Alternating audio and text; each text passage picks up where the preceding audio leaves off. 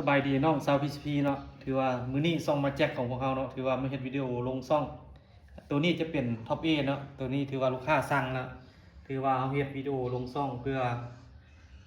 ส่งเครื่องหรือฝากเครื่องให้ลูกค้าเนาะตัวนี้เป็นท็อปเอ2025เนาะตัวนี้แม่นลูกค้าสั่งเป็น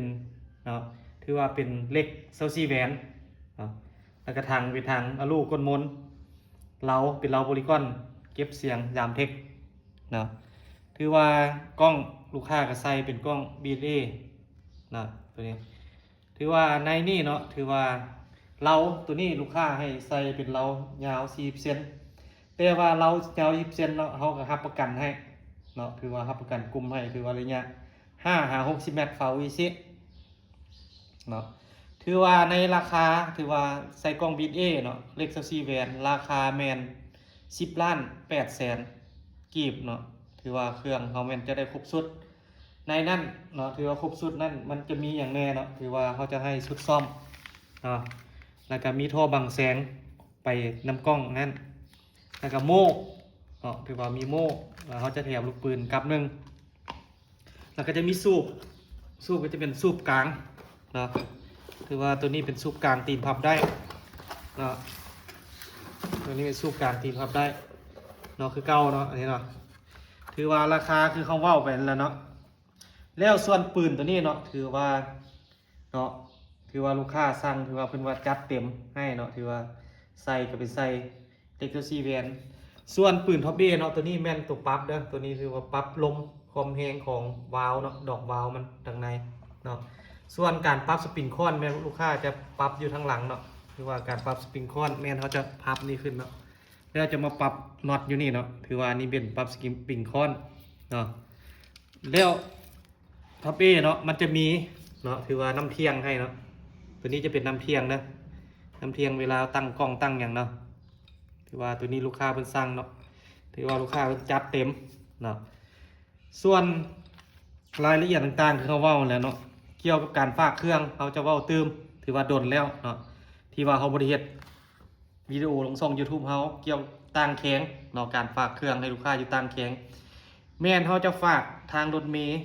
เนาะให้ลูกค้าย้ำตื่มเนาะแม่นจะฝากทางรถเมล์แล้วก็จะบ่มีเก็บปลายทางเนาะเวลาลูกค้าสั่งแล้วเขาประกอบเครื่องแล้วเบิดเขาจะวิดีโอคอลให้ลูกค้าเนาะคือว่าลูกค้าเอาสเปคใดเขาจะประกอบแล้วเขาจะวิดีโอคอลให้ลูกค้าเนาะคือลูกค้าท่านนี่แหละเนาะเราบอกให้ประกอบแบบนี้เขาประกอบแล้วเขาวิดีโอคอลให้ลูกค้าเบิ่งเรียบร้อยลูกค้าโอเคเขาเอาไปแพ็คเครื่องแล้วเอาไปฝากทางรถเมล์ให้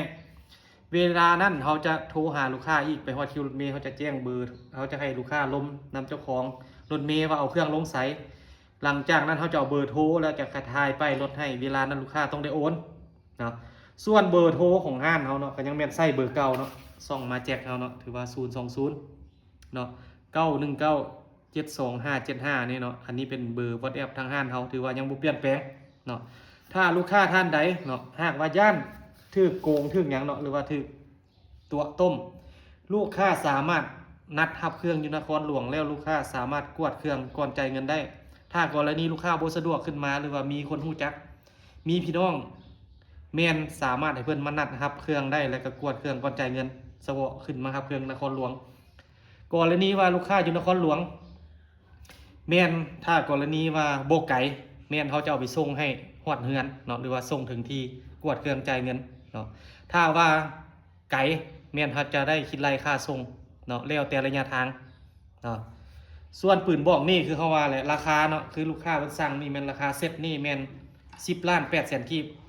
เนาะแล้วนอกจากนั้นทางห้างเขายังมีเนาะถือว่าสุดเสริมเนาะถือว่าเป็นเนาะเป็นเล็ก24แหวนตัวนี้เนาะถือว่าสุดเสริมเป็นเล็ก24แหวนเนาะหรือว่า24แหวน